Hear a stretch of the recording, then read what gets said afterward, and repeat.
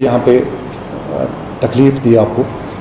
मैं और मेरे साथी आपके सामने चंद एक गुजारिशात करना चाहते हैं।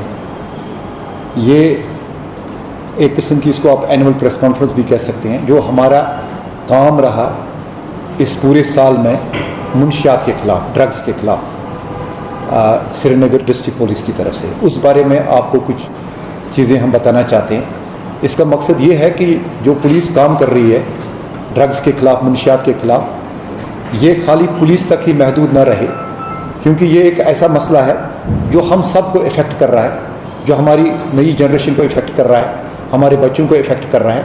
और इसमें जितनी भी हम अवेयरनेस बढ़ाएं, जितनी भी हम इसमें सेंसिटाइज़ करें सोसाइटी को, उतना कम है।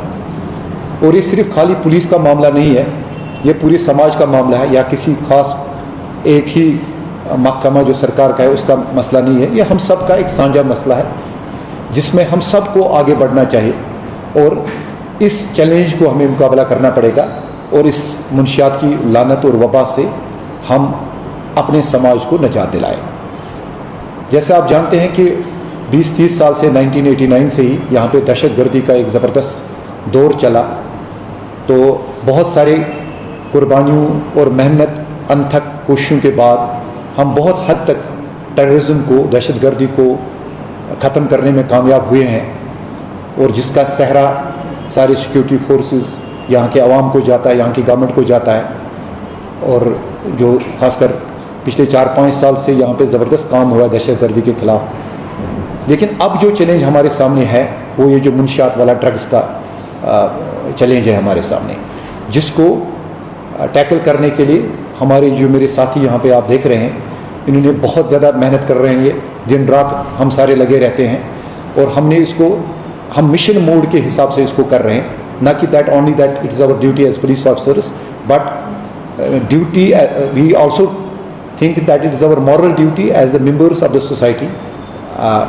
वो समझ के भी हम ये काम कर रहे हैं। तो मैं थोड़ा सा आपको जानकारी दे दूँ। इस साल में मैं 94 केसेस रजिस्टर किए श्रीनगर में NDPSA में। NDPSA एक एक्ट है जो मुनशियात के ख़िलाफ़, जिसको हम यूज़ करते हैं, narcotic drugs and psychotropic substances act. तो हमने 156 लोगों को गिरफ़्तार किया है, और इसके साथ साथ हमने न सिर्फ उनको गिरफ़्तार किया है, हमें चार्जशीट भी बड़े सारे केस इसमें किए हैं। 26 लोग जो हैं हमने पिट NDPSA में बंद किए हैं। पिट NDPSA में आपको समझाता चलूँ, यह है prevention of illicit trafficking in NDPSA। उसका एक एक्ट है। जैसे PSA होता है, किसी को हम डिटेन कर रहे हैं, वैसे ही डिवीजनल कमिश्नर कश्मीर या divisional commissioner Jammu competent authority है जो लोगों को डिटेन करने की के अहकाम सादिर फरमाते हैं। ये बिल्कुल PSA की तरह होता है, डिटेनिंग अथॉरिटी ड्यू काम होता है, और फिर हमारे डोजियर पे, पुलिस के डोजियर पे होता है। हमने इस साल 26 डोजियर सबमिट किए ड्यू काम कश्मीर को, एंड हम उनका भी बहुत ज़्यादा शुक्रिया अदा कर रहे हैं। वो भी इसमें बड़े पर्टिकुलर है, बहुत ज़बरदस्त उनकी भी, डिवीजनल कमिश्नर साहब की भी कोशिश रहती है कि जितने भी ज़्यादा ये नोटोरियस ड्रग पेडलर्स हैं जिन्होंने यहाँ पे जीना हराम कर दिया है हमारा, उनको हम जेलों में बंद करके रखें। तो इस साल हमने 26 लोगों के खिलाफ़ वो कार्रवाई की है।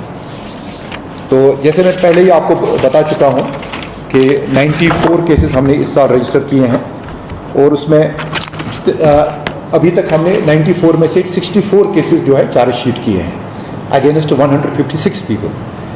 अब जो रिकवरी इस साल हुई है उसमें 1.7 kgs ब्राउन शुगर है, 2.92 kgs जो है हेरोइन है, और इसके अलावा एक आजकल नया एक वबा आई है, क्रिस्टल मैथ। क्रिस्टल मैथ एक सिंथेटिक ड्रग होता है, जैसे वो हेरोइन या ब्राउन शुगर जैसा होता है, वो लेबॉर्ट्री में बनता है। वो एक नई चीज़ हमने देखी है इस साल, जो यहाँ पे उसमें हमने 2 UP के लोग पकड़े हैं, और उसमें हमने उनकी गाड़ी वगैरह भी जब्त की है। वो 2.83 kgs हमने क्रिस्टल मैथ रिकवर किया है। उसके बाद चरस, फुकी और बाकी जैसे एलोपैथिक ड्रग्स होते हैं, वो जो लोग यूज़ करते हैं एज नशावर अद्वियात के तौर पे करते हैं यूज़, वो भी हमने बहुत सारी मकदार में किए हुए हैं रजिस्टर। मैं आज आपके ज़रिए लोगों को ये पैगाम देना चाहता हूँ कि जम्मू कश्मीर पुलिस, खासकर श्रीनगर पुलिस की मैं बात करूँ, हम 100% कमिटेड है, किसी भी सूरत में किसी को भी नहीं बख्शा जाएगा जो भी नौजवान पौध में ये ड्रग्स फैलाता है। मेरी लोगों से दरख्वास्त है कि हम अनकरीब एक हेल्पलाइन भी इसमें बना रहे हैं, उस हेल्पलाइन पे फ़ोन करें और इस हेल्पलाइन पे हमें बता दें जिसके बारे में भी आपको लग रहा है कि ये नौजवानों में या समाज में मुनशियात की बिदत फैला रहा है, बच्चों की ज़िंदगियों के साथ खेल रहा है, हमें बताएं, हम उसके खिलाफ कार्रवाई करें। और हम वचनबद्ध है, 100% कमिटेड है कि नो वन वुड गो अनपनिश्ड। हम हर एक के खिलाफ लगे हुए हैं। बहुत सारों को लग रहा होगा कि शायद हम पुलिस के रडार में नहीं है। पुलिस के रडार में हर एक ऐसा इंसान है जो किसी भी गैर कानूनी सरगर्मी में मुलवस है, खासकर ड्रग्स में मुलवस है। एक पर्टिकुलर वक्त का हम वेट कर रहे हैं जब हम इस बंदे को पकड़ें, सबूत समेत पकड़ें, रिकवरी समेत पकड़ें, ताकि उसको अदालत जो है ज़्यादा से ज़्यादा सज़ा दे। आप लोगों का बहुत बहुत शुक्रिया यहाँ आने का। अगर किसी को भी कोई सवाल हो तो 2-3 सवाल हम यहाँ ले सकते हैं और मैं कोशिश करूँगा कि आपके सवालात का मैं जवाब दे पाऊँ। With due respect, sir, my name is Irfan Fadil, presenting Gulistan News.